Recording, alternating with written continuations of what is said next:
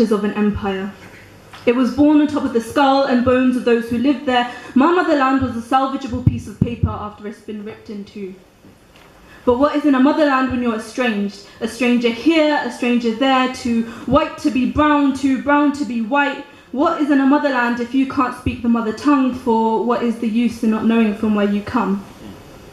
We get told different stories from different times. What they did to my motherland is a hidden crime, so we pretend we don't know, and we pretend we don't care. We remain so blind to what we don't want to see, so blissfully unaware.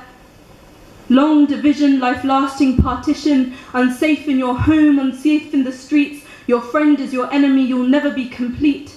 Memories can be haunting, laced in nostalgia. Would it ever leave you seeing your motherland on fire? My motherland's unstable, new country, old feud.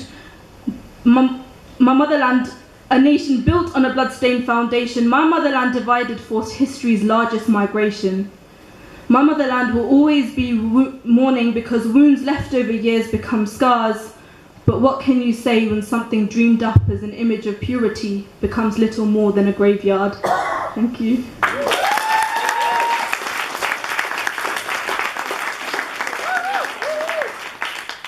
I'm going to do another one that I've never performed before, and I read it to my mum the other day and she really liked it, so I thought, okay, I'll perform it here. I also put it up on my Facebook as like a happy National Poetry Day, everybody. So yeah, I've never performed this before.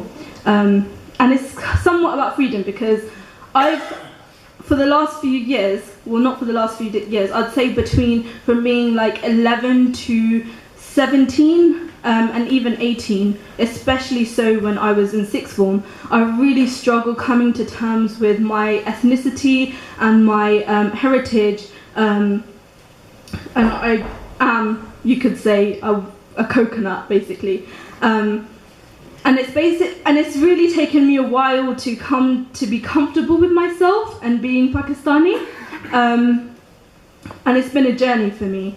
And so I kind of wanted to write about that. I was also inspired by one of Banana Sharma's pieces, and it kind of just ignited this sense to write this piece, so yeah. I was 13 when I saw my mum in her shalwar kameez in Westfield, and I told her there is a time and a place. To me, it was like a slap in the face. I was ashamed of my ethnicity. To me, my race was a disgrace. Coconut, something thrown at me since I was young. I didn't like telling people where I was from. I refused to watch Amitabh Bachchan classics because I didn't understand the romance of dupattas flowing in the wind. Unwilling to let people know that any of my relatives may still live in a pind, I totally didn't love Kabhi Khushi Kabhi Gum.